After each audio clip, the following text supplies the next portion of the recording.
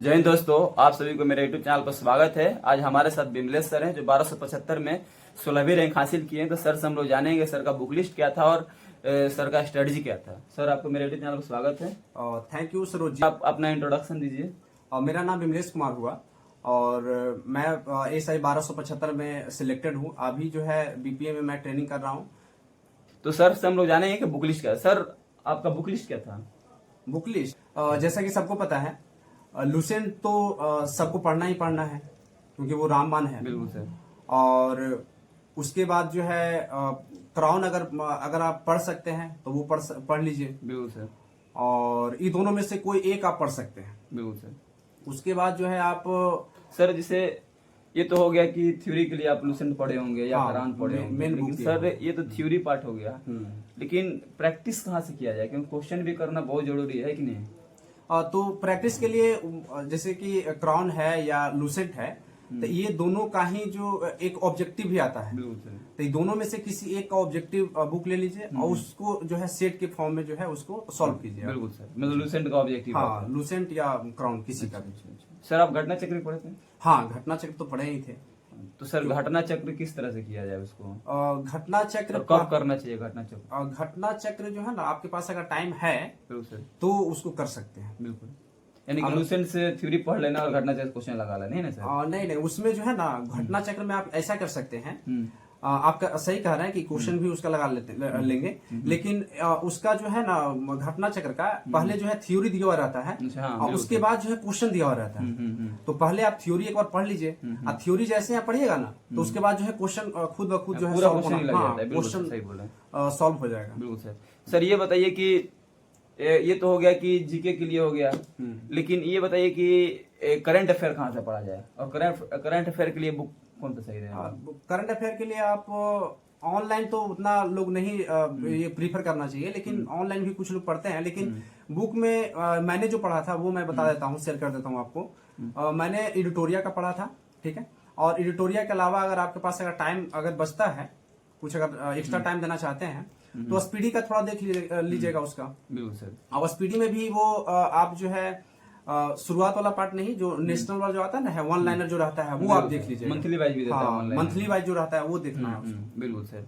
तो सर ये बताइए कि प्रीवियस ईयर कौन सा बुक सही है, क्योंकि प्रीवियस ईयर का एनालिसिस करने बहुत जरूरी है, क्योंकि नए लड़के होते हैं तो उनको किस तरह से तैयारी करेंगे। 1799 बहुत बड़ा पोस्ट पर वैकेंसी होने वाली है, उसका 26 सितंबर से फॉर्म भी अप्लाई होने वाला है। तो उनके लिए आप किस तरह से मतलब प्रीवियस ईयर मदद करेगा? प्रीवियस ईयर तो बहुत मतलब इम्पोर्टेंट है इस तैयारी के क्रम में। बिल्कुल। प्रीवियस ईयर इम्पोर्टेंट है, उससे ये पता चलता है कि आपको क्या पढ़ना है और क्या छोड़ना है। बिल्कुल। ठीक है, क्योंकि जब हम लोग पढ़ना शुरू करते हैं तो कुछ भी पढ़ने लगते हैं, और यही हम लोग को अवॉइड करना है कि क्या पढ़ना है और क्या छोड़ना है। और एसआई में बहुत एसआई नहीं, किसी भी एग्जाम में अगर आप बैठ रहे हैं तो प्रीवियस ईयर सबसे पहले देख लीजिए। सबसे पहले सिलेबस, उसके बाद प्रीवियस ईयर। क्योंकि प्रीवियस ईयर जो है एक डायरेक्शन दिखाएगा कि हाँ हमको इस डायरेक्शन पे चलना है, इस रास्ते पे चलना है, तो इम्पोर्टेंट है। तो इसमें जो है मैंने जो पढ़ा था वो मैंने एक किरण का लगा लिया था, और वही एक दो और लगाया था अगर टाइम अगर आप प्रैक्टिस सेट में। और ऐसे भी हो गया या प्लेटफॉर्म का भी। मैंने एडिटोरिया का लगाया था और फिर किरण का लगाया था। और एक चीज और है कि जैसे कि कुछ सोर्सेज जो है, कुछ जो कोचिंग है, कोचिंग संस्थान है, वो ऑनलाइन भी 10 क्वेश्चन 20 क्वेश्चन डेली के तौर पे जो है प्रोवाइड करवाते हैं। तो वो आप एक बार 5 मिनट के लिए तो देख सकते हैं ना, तो 5 मिनट में उसको निपटा सकते हैं। और वही जो है आपको जो है आगे बढ़ने में भी मदद करेगा कि कौन कौन सा सेक्शन ये है। सर और कोई बुक ऐड करना चाहेंगे, जैसे एनसीईआरटी 60 फंगड़ा भी है बुक है? हाँ, बहुत इम्पोर्टेंट है, आपने जो बताया वो बहुत इम्पोर्टेंट। मैंने उसको एक बार नहीं, मैंने कई बार उसका रिवीजन किया था। तो वो जो है मुझे समझिए तो उसमें जो है ना वो रटा हुआ है मेरा। तो उसको कम से कम मैंने तो 6 से 7 बार मैंने उसको पढ़ा था। और मैंने सिर्फ पढ़ा नहीं था, उसको जो हाईलाइट भी किया था, जो इम्पोर्टेंट पॉइंट था, और जो मुझे लगता था कि ये नहीं, ये पॉइंट जो है एग्जाम में पूछा जा सकता है, पूछा या तो मुझे नहीं आता है, जो चीज मुझे लग रहा था कि ये नहीं आता है तो मैंने उसको हाईलाइट कर देता था, या तो उसको अंडरलाइन कर दिया। ये दोनों में से कुछ भी कर सकते हैं आप। बिल्कुल सर। सर ये एक बार बता दीजिए कि इससे आप 16वीं रैंक हासिल किए, अच्छा खासा नंबर प्राप्त किए होंगे, तो सर तैयारी करना कैसे? बुक लिस्ट तो सब लोग बताते हैं कि बुक लिस्ट तो बहुत सारा मार्केट में है और लोग पढ़ भी रहे होंगे, लेकिन तैयारी करने का जो तरीका होता है, जो रास्ता होता है, उस रास्ते को फॉलो नहीं कर पाते है ना। तो तैयारी करने का जो तरीका है उसको सर बताइए सर, कि किस तरह से बुक मान लूसेंट है तो लूसेंट को पढ़ना कैसे है? अच्छा, वो सरोज जी देखिए, इसमें जो है पढ़ने का कई तरीका है। लोग आते हैं बुक लेकर के और उसको जो है रटना शुरू कर देते हैं। लेकिन फर्स्ट टाइमर अगर कोई है तो वो रटना शुरू मत करिएगा।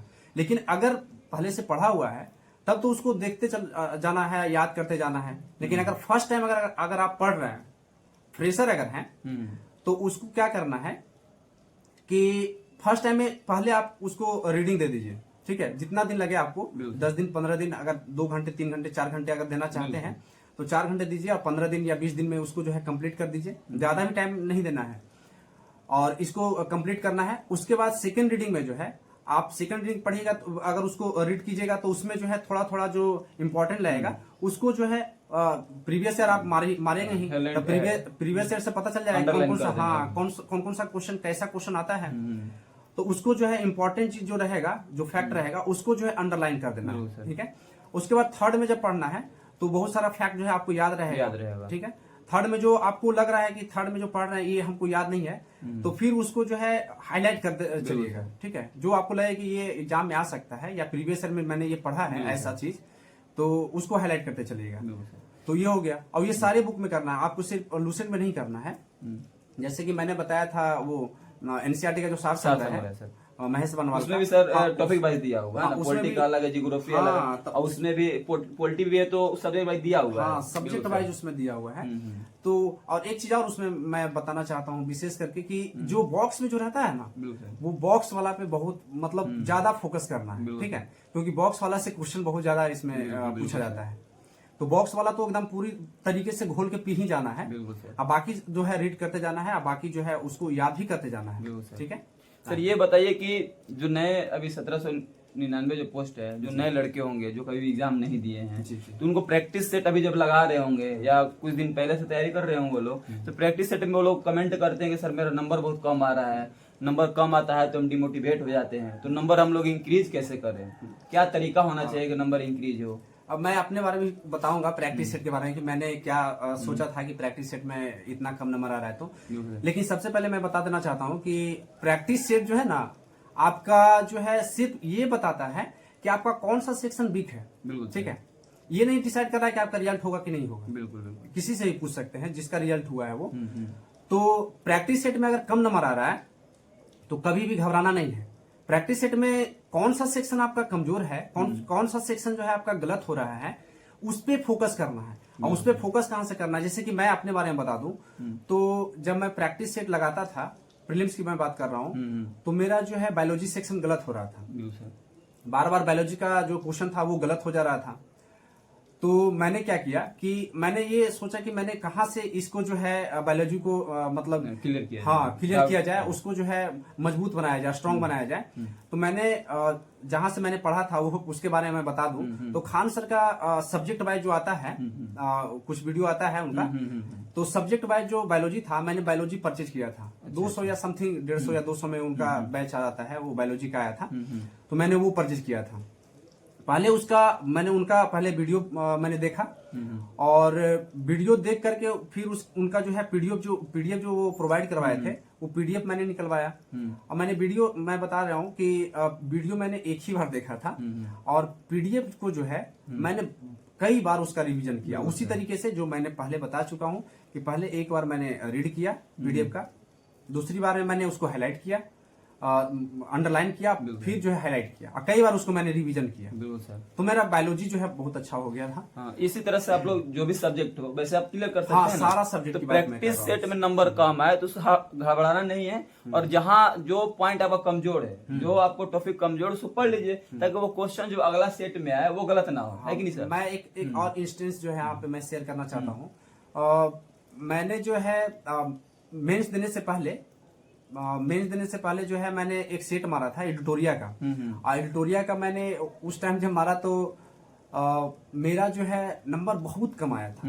मैं एकदम फ्रस्ट्रेट हो गया था कि क्या करूं मैं, इतना कम नंबर आ रहा है, कैसे होगा, क्या होगा। लेकिन मैंने एक चीज देखा था, मैंने एक चीज किया था, कि मैं अपना जो रिसोर्सेस है ना वो लिमिट रखा था, ज्यादा मैं इधर उधर नहीं गया था। बहुत रिसोर्सेज जितना ज्यादा हो उतना दिक्कत है कि नहीं? हाँ, जो भी आपके पास है, जैसे कि मैंने जो बताया लूसेंट हो गया, लूसेंट मेरे पास मेरा जो टेबल था, मैं जिस लाइब्रेरी में पढ़ता था, मेरे जो लाइब्रेरी का योगदान रहा मेरे सफलता में, वो पार्थ लाइब्रेरी था पटना का। तो मैंने वहाँ पे जो है जिस टेबल पर मैं पढ़ता था वहाँ पे जो है सबसे पहले मेरा एक ये लूसेंट रहता था, फिर क्राउन एक रहता था, ठीक है, और फिर एक जो एनसीईआरटी का जो ये है सार संग्रह, फिर घटना चक्र जो पढ़ना रहता था वो मैं वहाँ पे रखता था, क्योंकि ज्यादा 4 घटना चक्र है। देखिए घटना चक्र में भी आप लोग याद रखिए, घटना चक्र पूरा नहीं लेना है, साइंस का लेना है, पॉलिटी हो गया, ज्योग्राफी और हिस्ट्री लेना है, इससे ज्यादा आप घटना चक्र। मैं जो पढ़ा था, मैं बता रहा हूँ कि हिस्ट्री मैंने पढ़ा था, ठीक है, और उसके बाद ज्योग्राफी पढ़ा था,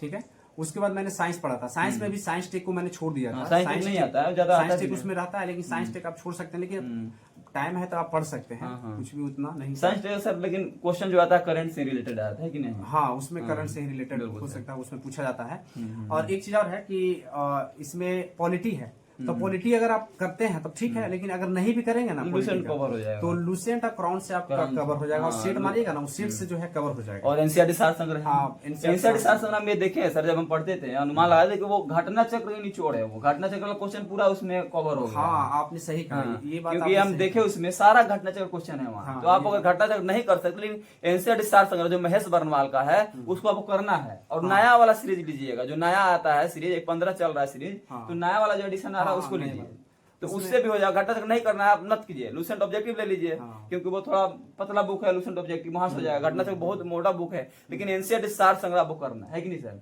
तो उसको कर लीजिए। हाँ, और एक चीज और है, जैसे कि बहुत सारे लोग पटना में रहते हैं, तो मैं भी पटना में रह करके तैयारी किया हूँ, तो मुझे भी पता है कि लोगों के साथ क्या ये होता है, कभी फाइनेंशियल इशू होता है, तो कुछ लोगों को ट्यूशन वगैरह भी पढ़ाना रहता है, तो ये सबके साथ होता है। तो जितना आपके पास टाइम बचता है वो, या तो अगर रूम में अगर अकेले रहते हैं या 2 रहते हैं, जैसे अगर आपको कंफर्टेबल बुझाता है, जैसे अगर आपको लगता है वैसे आप कीजिए। रूम में पढ़ाई करना अगर चाहते हैं तो रूम में अगर हो पाता है तो कीजिए, नहीं तो फिर लाइब्रेरी में पढ़िए, ठीक है, क्योंकि लाइब्रेरी में वो उस तरीके का माहौल मिल जाता है।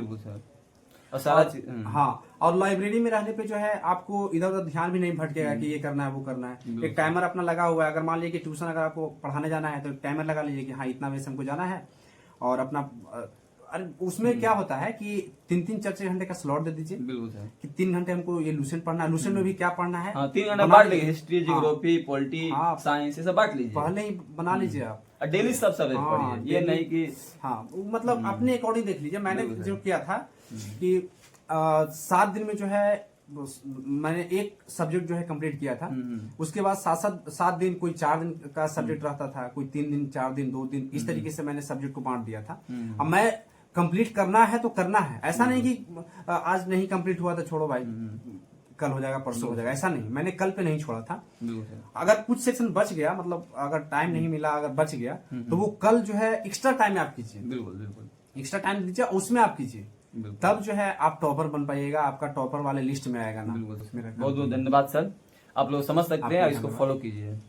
जय हिंद दोस्तों, जय हिंद। आप लोग थोड़ा चैनल को लाइक भी कीजिए, सब्सक्राइब भी कीजिए, ये मत भूलिएगा, सब्सक्राइब आप लोग नहीं करते हैं, चैनल को जो है लाइक करना है, सब्सक्राइब करना है और शेयर भी करना है, क्योंकि ये मेरा भाई जो है बहुत मेहनत कर रहा है, आप लोग के लिए वीडियो लाया जा रहा है। आप लोग कैसे सफल हो इसके लिए जो है ये वीडियो ला रहा है, क्योंकि इसमें ज्यादा आलतू फालतू का चीज आप लोग बताया भी नहीं जाता है ना, तो